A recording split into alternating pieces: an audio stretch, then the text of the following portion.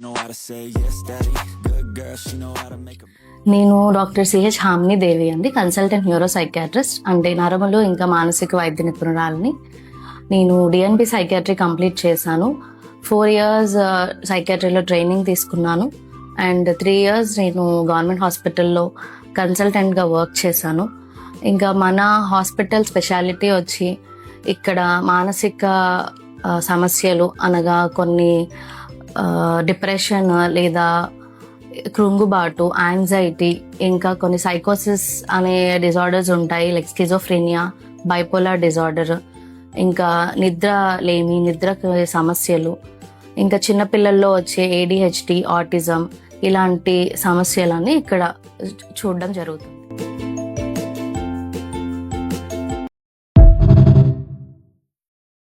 ఇదంతా ఒక సైకాట్రిస్ట్ అయితే అర్థమవుతుంది. ఒక కామన్ మ్యాన్ కి ఎలా అర్థమవుతుంది ఏది నార్మల్ స్ట్రెస్ రెస్పాన్స్, ఏది ఒక సైకాట్రిక్ ప్రాబ్లం అని? అసలు ఈ సైకాట్రిక్ ప్రాబ్లమ్స్ అంటే ఏంటి? బాధ వస్తే ఏడుస్తాము, ఏదైనా ప్రాబ్లం వచ్చింది అంటే కొద్ది రోజులు డల్ అవుతాము, స్ట్రెస్ అవుతాము. అలాగే ఏదైనా ట్రామా ఫేస్ చేసాం పాస్ట్ లో అంటే మళ్ళీ సిమిలర్ ఇన్సిడెంట్ ఫేస్ చేసినప్పుడు టెన్షన్ అవుతాము, భయపడతాము. ఇదంతా నార్మలే కదా. దీనికంతా వెళ్ళి ఎందుకు ఒక సైకాట్రిస్ట్ ని కలవాలి, ట్రీట్మెంట్ తీసుకోవాలి? ఇది చాలా మందికి ఉండే డౌట్. కరెక్టే, మీరు ఆలోచించే దాంట్లో ఫ్యాక్ట్ లేకుండా పోలేదు. సాడ్ గా ఉండే ప్రతి ఒక్కరిని మనం డిప్రెషన్ అని డయాగ్నోస్ చేయలేము. అలాగే ఒత్తిడి వల్ల కలిగే కృంగుబాటుని ప్రతిసారి నార్మల్ రెస్పాన్సే, ఇది కొద్ది రోజుల తర్వాత తగ్గిపోతుంది అని కూడా తీసి పడేయలేము. ఎందుకంటే క్రానిక్ స్ట్రెస్ అనేది ఉంటది. ఎప్పుడైతే స్ట్రెస్ అనేది రిలీఫ్ లేకుండా ఎక్కువ రోజుల పాటు అలానే మన బ్రెయిన్ మీద ఒత్తిడి కలిగించింది అంటే బాడీలో కార్టిజాల్ లెవెల్స్ అనేవి ఇంబ్యాలెన్స్ అవుతాయి. దాంతో పాటు బ్రెయిన్ లో ఉండే న్యూరో కెమికల్స్ కూడా ఇంబ్యాలెన్స్ అవుతాయి. మన డైలీ రొటీన్ లో మన ఫీలింగ్స్ కి, మనం ఎక్స్ప్రెస్ చేసే ఎమోషన్స్ కి, మన ప్రవర్తన విధానానికి, వీటన్నిటికీ న్యూరో కెమికల్స్ అనేవి రెస్పాన్సిబుల్ గా ఉంటాయి. ఎప్పుడైతే ఈ న్యూరో కెమికల్స్ ఇంబ్యాలెన్స్ అయ్యాయో మన ఎమోషన్స్ కూడా ఇంబ్యాలెన్స్ అవుతాయి, మన బిహేవియర్ కూడా ఇంబ్యాలెన్స్ అవుతుంది. ఇదంతా ఒక సైకాట్రిస్ట్ అయితే అర్థమవుతుంది. ఒక కామన్ మ్యాన్ కి ఎలా అర్థమవుతుంది ఏది నార్మల్ స్ట్రెస్ రెస్పాన్స్, ఏది ఒక సైకాట్రిక్ ప్రాబ్లం అని? దీనికంటూ కూడా కొన్ని వార్నింగ్ సైన్స్ ఉన్నాయి. మీరు ఫేస్ చేసే సిమ్టమ్స్ ఎక్కువ రోజుల పాటు పర్సిస్టెంట్ గా, అంటే ఒక 2-3 వారాల కంటే కూడా ఎక్కువగా ఉన్నాయి అంటే, మీ ప్రవర్తన గానీ, మీ ఎమోషన్స్ గానీ అవుట్ ఆఫ్ కంట్రోల్ వెళ్ళిపోతున్నాయి, మీ చేయి దాటిపోతున్నాయి అని అనిపిస్తే, అండ్ ఇది మీ వర్క్ ని, మీ రిలేషన్షిప్స్ ని, మీ నిద్రని, ఆకలిని, ఓవరాల్ గా మీ ఫంక్షనింగ్ ని డిస్టర్బ్ చేస్తున్నాయి అంటే మీరు జాగ్రత్త పడాల్సిన అవసరం ఉందండి. ఇలాంటి లక్షణాలు మీలో కనిపిస్తే మీలో మీరే నలిగిపోవద్దు, ఒంటరిగా అలా ఉండిపోవద్దు. డెఫినెట్ గా మీ దగ్గరలో ఉన్న సైకాట్రిస్ట్ ని కలవండి.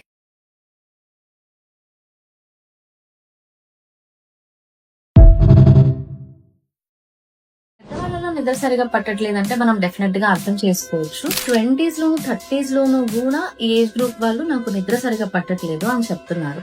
ఓపీడీలో నేను కామన్ గా చూస్తున్న ఒక సమస్య, ఏజ్ తో సంబంధం లేకుండా ప్రతి ఒక్కరు చెప్తున్నది ఏంటి అంటే నిద్ర సరిగా పట్టట్లేదు అని. పెద్దవాళ్ళలో నిద్ర సరిగా పట్టట్లేదంటే మనం డెఫినెట్ గా అర్థం చేసుకోవచ్చు. ఎందుకంటే న్యాచురల్ గానే వాళ్ళకి REM స్లీప్ ఫేజ్ కానీ, NREM లో డీప్ స్లీప్ లోకి వెళ్ళినప్పుడు ఉండే ఫేజ్ గానీ తగ్గిపోవడం వల్ల వాళ్ళు అర్లీగా లేవడం గానీ, మధ్య మధ్యలో ఎక్కువ సార్లు లేవడం గానీ జరుగుతుంది. ఇది న్యాచురల్ గానే జరిగే ప్రాసెస్.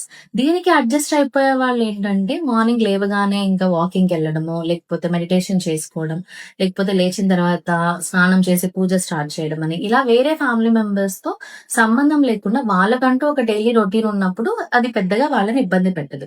కానీ కొంతమంది ఏంటంటే లేచిన వెంటనే మిగతా ఫ్యామిలీ మెంబర్స్ ప్రెజెన్స్ కోరుకోవడం, లేకపోతే వాళ్ళతో మాట్లాడాలనుకోవడం, లేకపోతే ఇంకా ఎక్కువసేపు పడుకుంటే బాగుంటుంది అని అనిపించినప్పుడు వాళ్ళ మెంటల్ హెల్త్ అనేది ఈ నిద్ర లేకపోవడం వల్ల ఎఫెక్ట్ అవుతూ ఉంటది.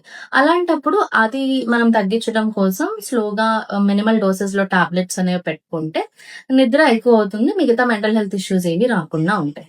కానీ 20s లోను 30s లోను కూడా ఈ ఏజ్ గ్రూప్ వాళ్ళు నాకు నిద్ర సరిగా పట్టట్లేదు అని చెప్తున్నారు. మాక్సిమం ఏముంటుందండి, ఎక్కువ ఓవర్ థింకింగ్ చేయడం, ఎక్సెసివ్ వర్రీ ఉంటుంది. అండర్లైన్ గా మేజర్ మెంటల్ హెల్త్ ఇష్యూ ఏం లేనప్పుడు, ఓన్లీ స్లీప్ మాత్రమే ప్రాబ్లం అయినప్పుడు దాన్ని మనం మెడికేషన్స్ తో కాకుండా న్యాచురల్ వేలో స్లీప్ హైజీన్ టెక్నిక్స్ అని ఉంటాయి, అవి ఫాలో అయ్యి స్లీప్ ని రెగ్యులేట్ చేసుకోవచ్చు. అవేంటి అనేది నెక్స్ట్ వీడియోలో చెప్తాను. Ma'am hi. లాస్ట్ వీడియోలో స్లీప్ హైజీన్ టెక్నిక్స్ గురించి చెప్తా ఉన్నారు మ్యామ్. స్లీప్ హైజీన్ టెక్నిక్స్ అంటే న్యాచురల్ వేస్ లో మనం కొన్ని టెక్నిక్స్ ఫాలో అవడం వల్ల స్లీప్ ని రెగ్యులేట్ చేసుకోవచ్చు. ఫస్ట్ వన్ వచ్చి స్టిమ్యులెంట్స్ ని అవాయిడ్ చేయాలి. అంటే టీ, కాఫీ, సిగరెట్, ఖైనీ ఇలాంటివి అట్లీస్ట్ 6 దాటిన తర్వాత అవాయిడ్ చేస్తే నిద్రని ఇవి డిస్టర్బ్ చేయకుండా ఉంటాయి. సెకండ్ వన్ వచ్చి నిద్ర అనేది రెగ్యులర్ గా ఒక్కటే టైంకి అలవాటు చేసుకోవాలి. అప్పుడు బ్రెయిన్ కి అదే టైంకి నిద్ర రావాలి అని అర్థమవుతుంది. థర్డ్ వన్ వచ్చి బెడ్ ని ఓన్లీ నిద్రపోవడానికి మాత్రమే యూజ్ చేయాలి. వేరే యాక్టివిటీస్ అంటే ఫ్రెండ్స్ తో కబుర్లు చెప్పడం, ఫుడ్ తినడం, ఫోన్ చూడడం ఇలాంటివి చేశారు అంటే బ్రెయిన్ యాక్టివేట్ అయ్యి bed is equal to activeness అనేది సిగ్నల్ అవుతుంది అనమాట. మీరు ఓన్లీ బెడ్ ని స్లీప్ కి మాత్రమే యూజ్ చేసినప్పుడు bed is equal to sleep అనే సిగ్నల్ బ్రెయిన్ కి అంది అలానే కంటిన్యూ అవుతుంది. నెక్స్ట్ వన్ వచ్చి ఒక కామ్ ఎన్వైరన్మెంట్, ఒక డార్క్ ఎన్వైరన్మెంట్ అనేది ఒక హాఫ్ అన్ అవర్ ముందు నుంచి మనం బెడ్ మీద పడుకుని అలా అలవాటు చేసుకుంటూ ఉంటే అప్పుడు బ్రెయిన్ అనేది కామ్ మోడ్ లో ఉండి డెఫినెట్ గా నిద్ర వచ్చేస్తుంది. మ్యూజిక్ ఏమైనా వినొచ్చు బెడ్ లో పడుకున్నప్పుడు.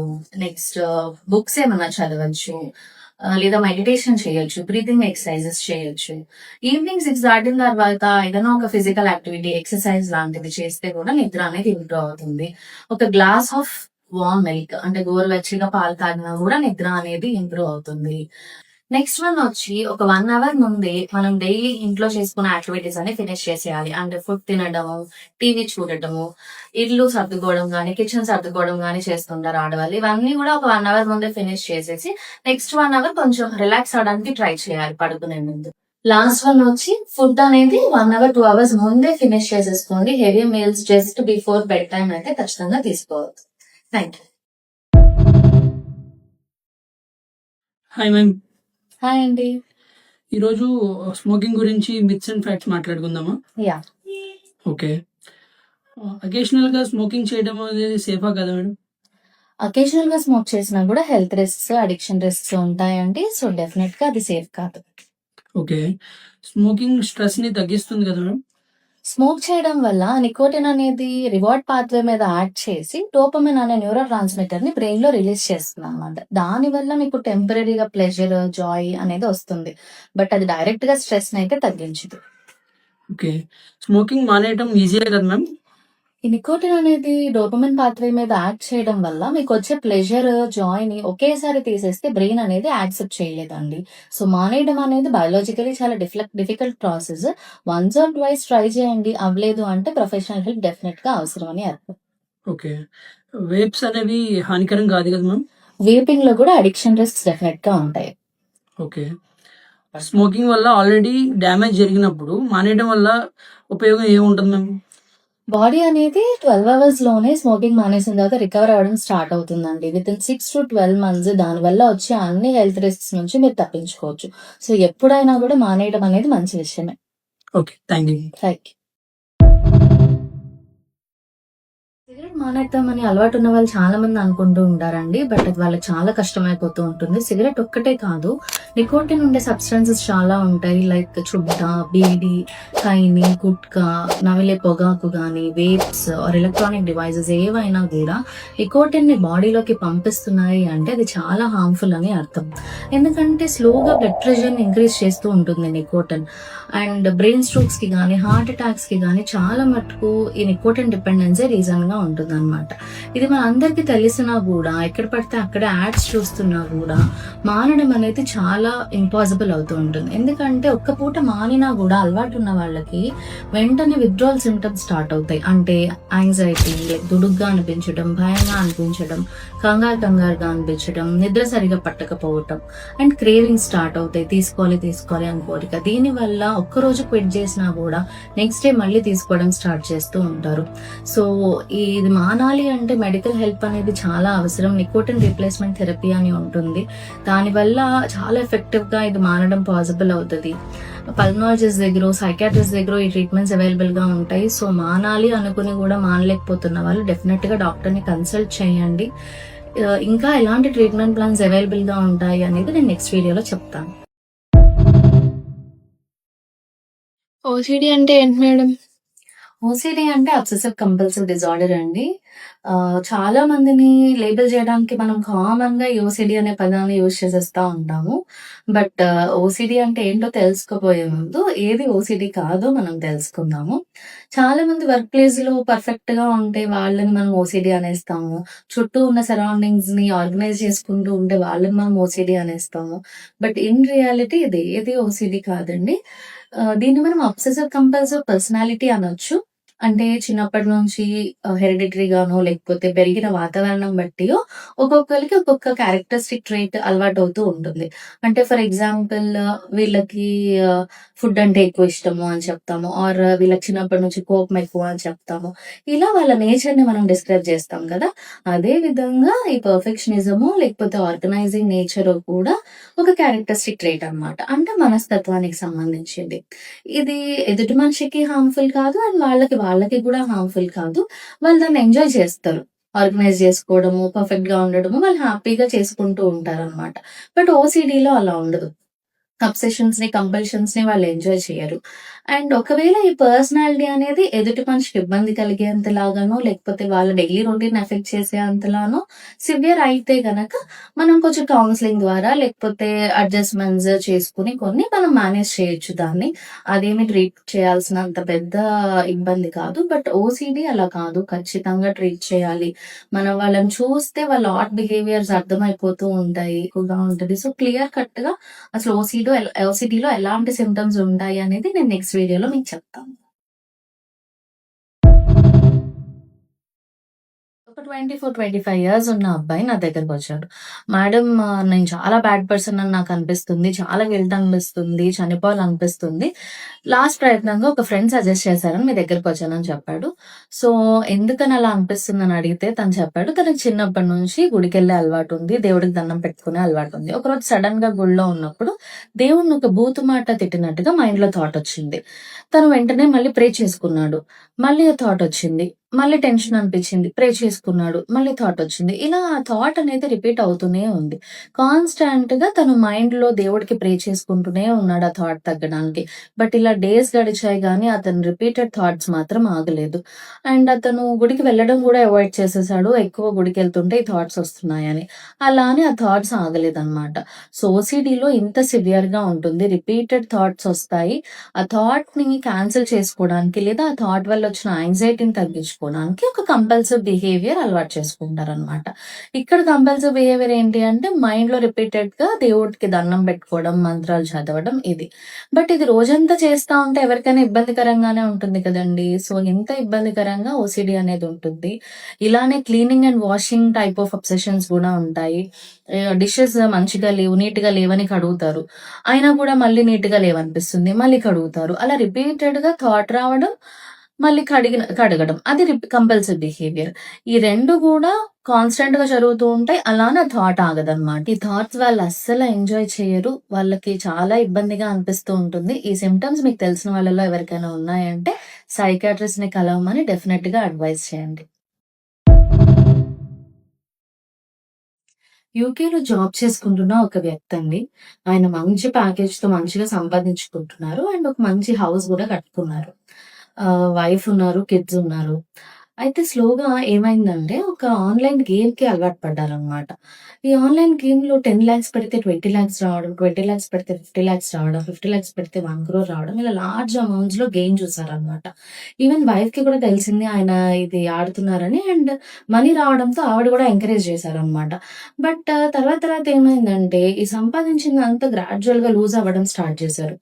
ఈ 1,00,00,000 పెడితే 2,00,00,000, 3,00,00,000 అయింది. అలా లాసెస్ అనేవి ఎక్కువగా అవ్వడంతో ఈవెన్ బయట నుంచి అప్పు కూడా తీసుకొని ఒక స్ట్రేంజర్స్‌ని చాలా ఏమంటారు దూరం చుట్టాలని గూడా ఒక 10,000, 20,000 అప్పటికే స్టేజ్‌కి వెళ్ళిపోయారనమాట. ఇది మిగతా ఫ్యామిలీ మెంబర్స్‌కి తెలిసి ఇంకా కొంచెం స్ట్రిక్ట్‌గా వార్న్ చేసి, కట్టడించి చేస్తే అయినా గూడా మళ్ళీ ఏదో ఒక రకంగా గేమ్ ఆడటము ఇంకా ఇంకా లాసెస్‌లోకెళ్ళడం జరిగింది. అసలు ఆయన లాసెస్ అన్ని కౌంట్ చేస్తే ఆయన ఎంతో ఇష్టంగా కట్టుకున్న ఆ హౌస్ ని అమ్మితే కూడా ఒక సగం కూడా కవర్ అవ్వట్లేదు అనమాట ఆ అప్పులు. సో ఇంత ఇదిగా వెళ్ళిపోయింది ఆ పరిస్థితి. ఇలాంటి పరిస్థితుల్లో ఇంకా హాస్పిటల్ కి తీసుకొచ్చి ట్రీట్మెంట్ అయితే ఇప్పించాడు. బట్ ఇక్కడ మనం తెలుసుకోవాల్సింది ఏంటి అంటే, ఎవరైనా ఈ గ్యాంబ్లింగ్ డిజార్డర్, గ్యాంబ్లింగ్ అడిక్షన్ ఉన్న వాళ్ళు లూజ్ అయిందంతా వెంటనే మళ్ళీ సంపాదించొచ్చు అన్న కాన్ఫిడెన్స్ తో మళ్ళీ సేమ్ గేమ్, సేమ్ బెట్టింగ్ ఆడడానికి ట్రై చేస్తారనమాట. దీన్ని చేజింగ్ ద లాసెస్ అని అంటాం. ఇది గ్యాంబ్లింగ్ డిజార్డర్ లో ఒక ఇంపార్టెంట్ క్రైటీరియా. ఇది డెఫినెట్లీ చాలా మందికి ఉంటుంది. అండ్ వీళ్ళు ఏంటంటే వాళ్ళ ఓన్ గా ఎప్పుడు కావాలంటే అప్పుడు మానేయగలము అనే ధైర్యంతో ఉంటారు. బట్ అది పాసిబుల్ అవ్వదన్నమాట. దీస్ ఆర్ ద 2 క్రైటీరియా వాళ్ళలో ఖచ్చితంగా కనిపిస్తుంది. సో ఇది ఒక మెడికల్ కండిషన్. సో డెఫినెట్లీ ఇలాంటి ఒక ప్రాబ్లం ఉంటే సైకియాట్రిస్ట్ ని కలవాలి. జనరల్ ఫిజిషియన్ ఒకరు ఒక కేసు రిఫర్ చేశారండి మనకి. మధ్య వయసులో ఉన్న ఒక లేడీ. ఆవిడకి ఫ్రీక్వెంట్ గా హెడేక్ రావడము, చెస్ట్ పెయిన్ రావడము, లేకపోతే కాళ్ళు బరువుగా అనిపిస్తున్నాయని ఇలా రకరకాల సింటమ్స్ తో ఆ ఫిజిషియన్ ని కన్సల్ట్ చేస్తున్నారు. ఆయనే కాకుండా ఇంకా 2-3 డాక్టర్స్ ని ఎక్కువగా విజిట్ చేస్తున్నారు అనమాట.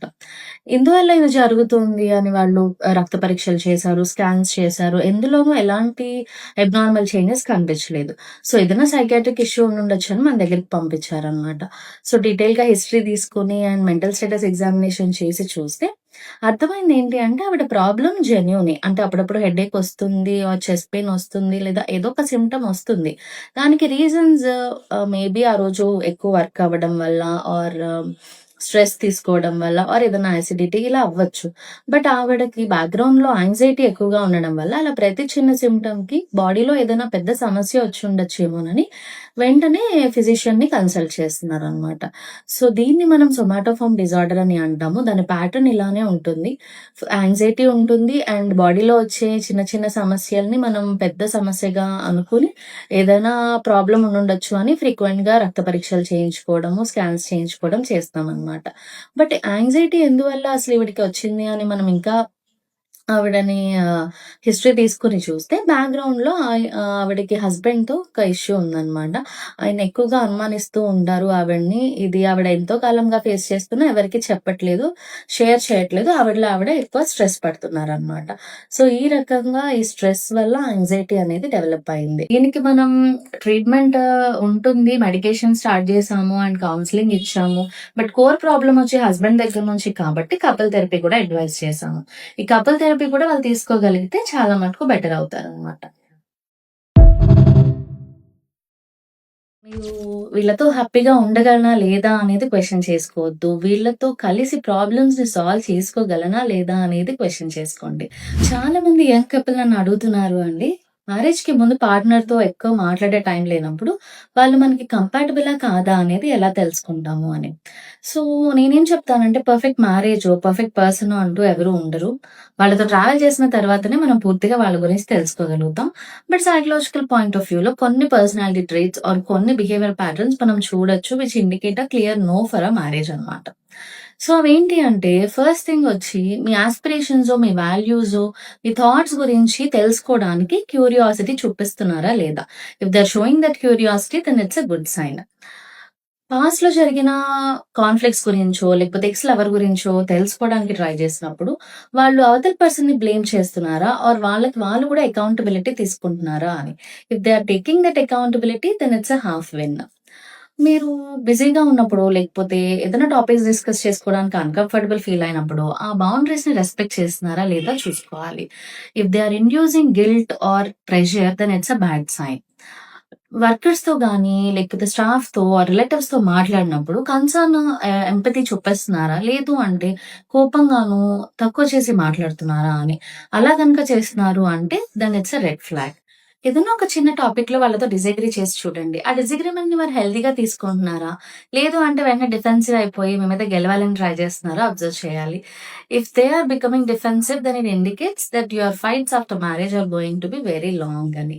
సో మీరు వీళ్ళతో హ్యాపీగా ఉండగలనా లేదా అనేది క్వెషన్ చేసుకోవద్దు. వీళ్ళతో కలిసి ప్రాబ్లమ్స్‌ని సాల్వ్ చేసుకోగలనా లేదా అనేది క్వెషన్ చేసుకోండి.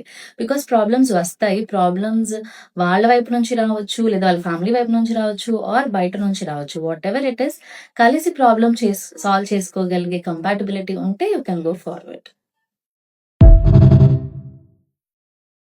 ఈ మధ్య కాలంలో నేను ఒక సినిమా చూసానండి, మలయాళం మూవీ. ఒక చిన్న లైన్‌ని బేస్ చేసుకొని స్టోరీని ఫార్మ్ చేయడం అనేది చాలా బావుండింది. అండ్ ఆ రోల్‌లో ఒక senior actor and super star act చేయడం వల్ల అది ఇంకా ఇంపాక్ట్‌ఫుల్‌గా ఉండిందనమాట.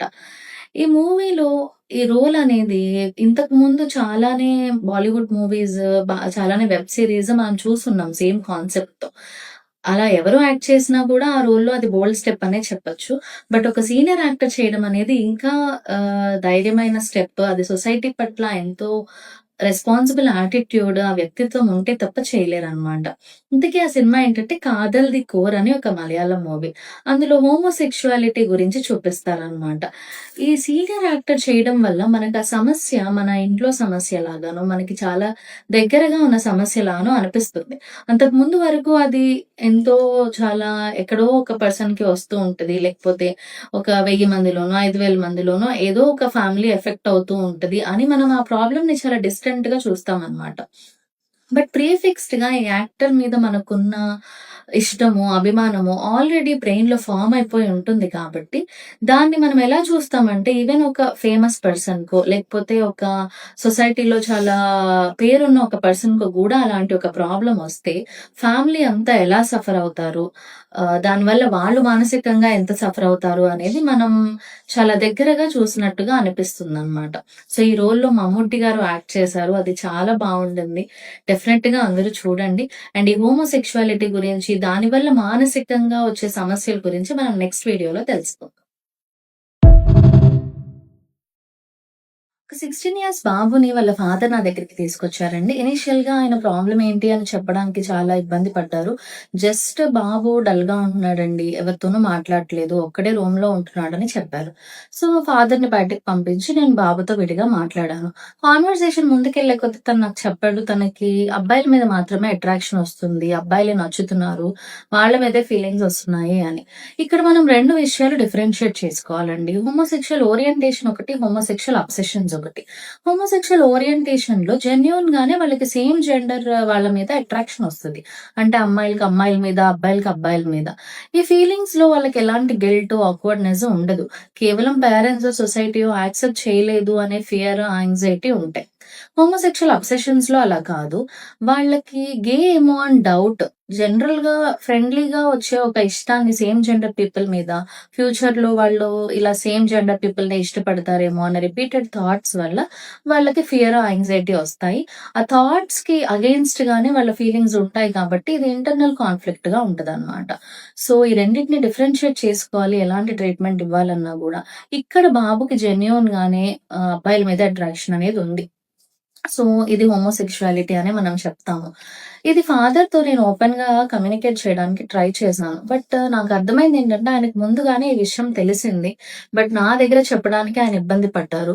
ఆయన ఫస్ట్ నాతో చెప్పింది, ఇది నేను మాట్లాడడానికి ట్రై చేశాక, ఎలా అయినా మా బాబుని నార్మల్‌గా చేయండి అని. సో, తనకి సంబంధించినంత వరకు ఆ బాబుకి అలా అబ్బాయిల మీద అట్రాక్షన్ ఉండడం అనేది నార్మలే. సైకియాట్రిక్ పరంగా గూడా మనం హోమోసెక్షువాలిటీని ఎప్పుడు మానసిక సమస్యగా పరిగణించలేము. దానివల్ల వచ్చే డిప్రెషను, యాంగ్జైటీ మాత్రమే మనం ట్రీట్ చేస్తామనమాట. బట్ ఇది గూడా ఖరాఖండిగా నేను ఫాదర్‌తో చెప్పడం చాలా డిఫికల్ట్‌గా ఉంటది. ఎందుకంటే ఆయన ప్లేస్‌లో గూడా ఉండి ఆలోచించాలి. ఆయనకి గూడా ఇదొక షాకింగ్ విషయమే. ఇద్దరి మెంటల్ హెల్త్ ఎఫెక్ట్ అవ్వకుండా బ్యాలెన్స్డ్‌గా ఈ విషయాన్ని మనం డీల్ చేయాల్సి ఉంటది. సో, ఇలాంటి ఒక కాంప్లెక్స్ సిట్యుయేషన్ మీ ఫ్యామిలీలోనో, మీకు తెలిసిన వాళ్ళకో ఉంటే గనక డెఫినిట్‌గా సైకియాట్రిస్ట్‌ని కన్సల్ట్ చేయండి. అదేంటి అంటే కెనాబిస్ డిపెండెన్స్. అంటే గంజాయికి అలవాటు పడడం అన్నమాట. ఈరోజు నేను చెప్పే టాపిక్ యంగ్‌స్టర్స్ అందరికీ చాలా ఫెమిలియర్ విషయమే అండి. ఈవెన్ పెద్దవాళ్ళకి గూడా. కానీ బయటకి మాట్లాడడానికి ఆలోచిస్తారు. చాలా స్టిగ్మా అడ్డొస్తూ ఉంటుంది. అదేంటి అంటే కెనాబిస్ డిపెండెన్స్. అంటే గంజాయికి అలవాటు పడడం అన్నమాట. ఇది ఎంత ఎక్కువగా మార్కెట్‌లోకి వచ్చేసిందంటే ఈవెన్ పల్లెటూర్లలో కూడా వచ్చేసింది. అండ్ ఈవెన్ చిన్న పిల్లలు కూడా యూజ్ చేసే స్థాయికి అయిపోయిందన్నమాట.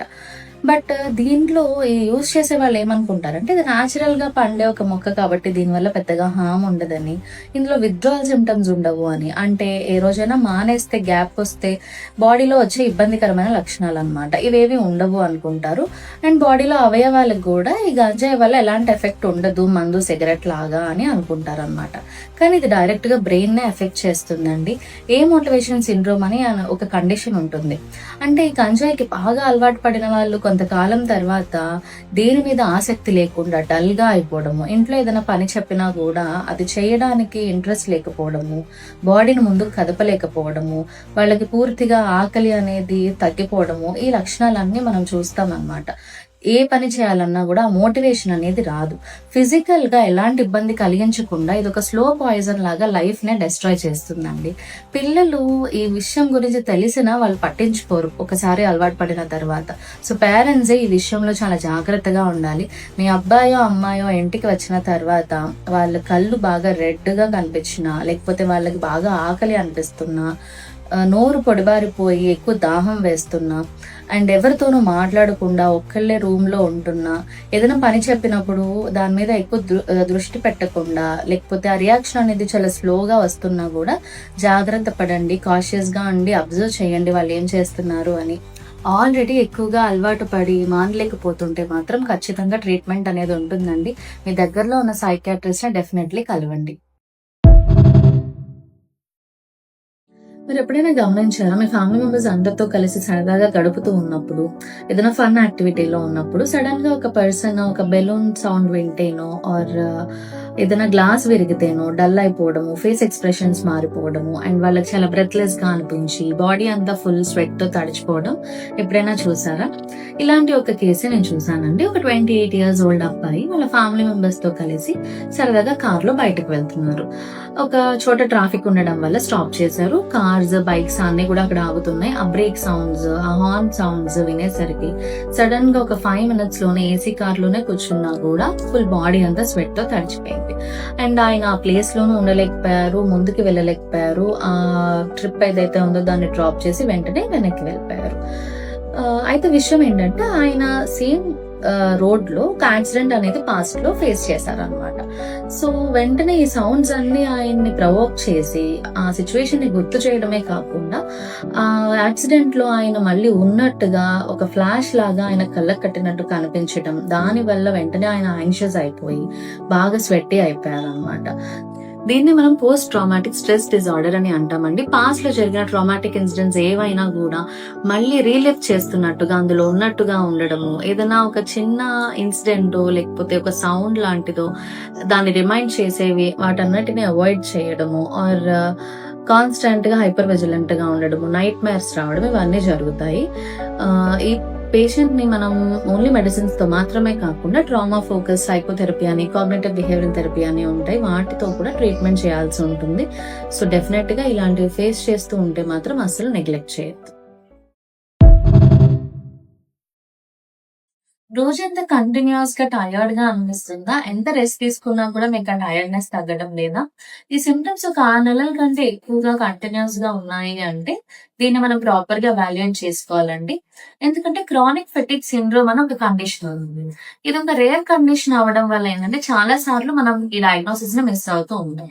యూజువల్ గా వీక్ గా టైర్డ్ గా అనిపించినప్పుడు ఫస్ట్ మనకు అనిపించేది ఏంటి? సరిగా ఫుడ్ తీసుకోవట్లేదని, లేకపోతే నిద్ర సరిగా పోవట్లేదని, లేకపోతే ఏదైనా వైటమిన్ డెఫిషియన్సీ అని అనుకుంటాం.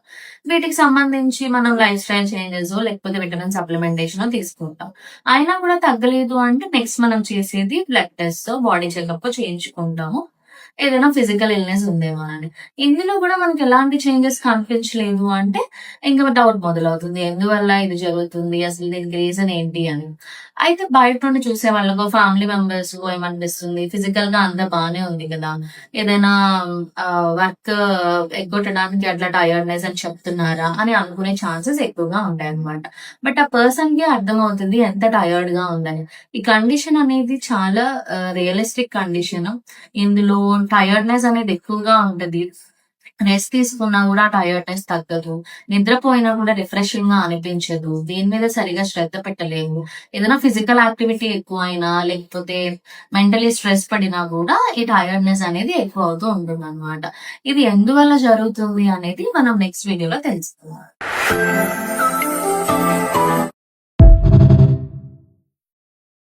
హాయ్ మ్యామ్, హాయ్ అండి. ఈరోజు ఒక ర్యాపిడ్ ఫైర్ చేద్దామా? యా చెప్పండి. బట్ హానెస్ట్ గా చెప్పాలి, షూర్. డిప్రెషన్ అంటే జస్ట్ సాడ్ గా ఉండటమే అంటారా? నో అండి, డెఫినెట్లీ డిప్రెషన్ అంటే జస్ట్ సాడ్నెస్ మాత్రమే కాదు. దానివల్ల మీ డైలీ రొటీన్ ఎఫెక్ట్ అవుతుంది, మీ నిద్ర ఆకలి ఎఫెక్ట్ అవుతాయి, మీరు ప్రీవియస్ గా ఎంజాయ్ చేసిన యాక్టివిటీస్ ఏవి ఇప్పుడు ఇంట్రెస్టింగ్ గా అనిపించవు, ఎనర్జీ అంతా పోయినట్టు ఎగ్జాస్టింగ్ గా అనిపిస్తుంది, దేని మీద ఫోకస్ చేయలేరు, మర్చిపోతూ ఉంటారు, వెయిట్ లాస్ అవుతారు. సో ఇదంతా ఒక సెట్ ఆఫ్ సిమ్టమ్స్ అన్నమాట. అండ్ ఈ set of symptoms more than 2 weeks continuous గా ఉంటే అప్పుడు మనం డిప్రెషన్ ని డయాగ్నోస్ చేస్తాము. డిప్రెషన్ లో ఉన్న వాళ్ళు నార్మల్ గా కనిపించవచ్చా? యా పాసిబుల్ అండి. కొంతమంది డిప్రెషన్ లో ఉన్నా కూడా బయటకు నవ్వుతూనే కనిపిస్తూ ఉంటారు. మనం డీప్ గా కాన్వర్సేషన్స్ చేసినప్పుడే వాళ్ళ లక్షణాలు బయటపడతాయి. So it is possible. Okay, depression అంటే వీక్ గా ఉన్న వాళ్ళకి మాత్రమే వస్తుందా మేడం? నో అండి, అది ఒక మెంటల్ హెల్త్ కండిషన్. ఫిజికల్ గా స్ట్రాంగ్ గా ఉన్నారా వీక్ గా ఉన్నారా అనే దాని మీద అయితే డిపెండ్ అవ్వదు, ఎవరికైనా ఇది రావచ్చు. ఓకే, దీనికి రికవరీ ఉంటుందా మేడం? డెఫినెట్లీ రికవరీ ఉంటుందండి. తేలిగ్గా దాని నుంచి బయటపడవచ్చా? జస్ట్ లైక్ దట్ దాని నుంచి బయటపడలేమండి. ప్రాపర్ గా ట్రీట్మెంట్ తీసుకోవాలి, family support and social support అవసరం. ఓకే, సింటమ్స్ మైల్డ్ గా ఉన్నప్పుడు దాన్ని లైట్ తీసుకోవచ్చా? నో అండి, మైల్డ్ గా ఉన్నది మోడరేట్ అవ్వచ్చు, సివియర్ అవ్వచ్చు. ఎర్లీగా ఉన్నప్పుడే ట్రీట్మెంట్ తీసుకుంటే త్వరగా బయటపడచ్చు. ఓకే, మెడికేషన్స్ ఖచ్చితంగా యూజ్ చేయాలా?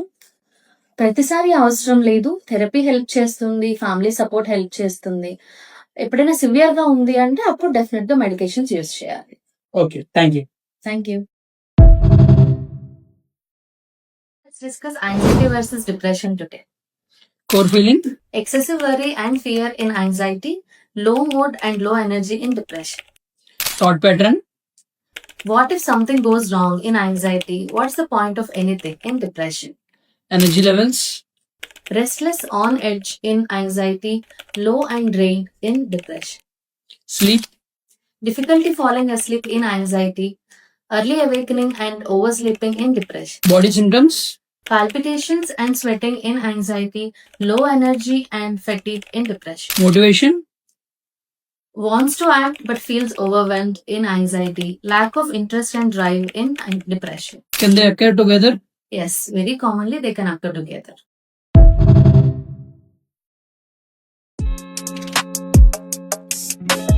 ఈ క్రానిక్ ఫెటిక్ సిండ్రోమ్ అనేది ఎలా వస్తుందో మనం తెలుసుకుందాం అనుకున్నాం కదండి. దీనికంటూ ఒక స్పెసిఫిక్ రీజన్ ఉండదు, మల్టిపుల్ ఫ్యాక్టర్స్ దీనికి కారణంగా ఉంటాయన్నమాట. కొన్ని స్టడీస్ ఏం చెప్తున్నాయంటే మన బాడీని ఏదైనా వైరస్ లేకపోతే బ్యాక్టీరియానో ఎక్స్పోజ్ అయినప్పుడు బాడీలో ఇన్ఫ్లమేటరీ ప్రాసెస్ అనేది స్టార్ట్ అవుతుంది. ఇన్ఫ్లమేషన్ అంటే వ్యాధి నిరోధక వ్యవస్థ అనేది ఏదైనా దెబ్బ తగిలినప్పుడు, ఇన్ఫెక్షన్స్ వచ్చినప్పుడు వాటిని నయం చేయడానికి జరిగే ప్రక్రియ. ఈ ప్రక్రియ అనేది ఎక్కువ కాలం దీర్ఘకాలికంగా జరిగితే మన బ్రెయిన్ లోని న్యూరాన్స్ ఎఫెక్ట్ అవ్వడము, లేకపోతే మన ఎనర్జీ సిస్టమ్ ఎఫెక్ట్ అవ్వడము, లేదంటే మన ఇమ్యూన్ సిస్టమ్ ఎఫెక్ట్ అవ్వడము జరుగుతుంది. దీనివల్ల ఏదైనా హార్మోనల్ ఇంబ్యాలెన్సెస్ రావడము, లేకపోతే ఫుడ్ ద్వారా మనకి వచ్చే ఎనర్జీని మన అవయవాలు ఉపయోగించుకునే తీరులో ఇంబ్యాలెన్స్ రావడము, లేదంటే ఇమ్యూన్ సిస్టమ్ ఎఫెక్ట్ అవడం వల్ల వ్యాధి నిరోధక శక్తి తగ్గడము, ఇలాంటివి జరుగుతాయి. సో ఇదంతా ఒక కాంప్లెక్స్ ప్రాసెస్ అండి. ఇది ఎలా వస్తుంది అని తెలుసుకోవడం ఇంపార్టెంట్ కాదు, దీన్ని ఎలా తగ్గించుకోవాలో అది తెలుసుకోవడం ఇంపార్టెంట్. ఒక సైకాట్రిస్ట్ ని కలవడం వల్ల ఈ కండిషన్ ని ట్రీట్ చేసుకోవడమే కాకుండా ఇది దీర్ఘకాలికంగా ఉండే సమస్య అవడం వల్ల అడిషనల్ గా వచ్చే మానసిక సమస్యల్ని కూడా మనం డీల్ చేయొచ్చు. సో ఇది ఉన్నా కూడా మన డైలీ రొటీన్ ని సునాయాసంగా ఎలా ముందుకు తీసుకెళ్లొచ్చు అనేది మీరు ఒక సైకాట్రిస్ట్ ని కలవడం వల్ల అర్థం చేసుకోవచ్చు. సో ఈ ప్రాబ్లమ్ మీకు గానీ మీ ఫ్యామిలీ మెంబర్స్ కి గానీ ఉంటే ఖచ్చితంగా మీ దగ్గరలో ఉన్న సైకాట్రిస్ట్ ని కలవండి.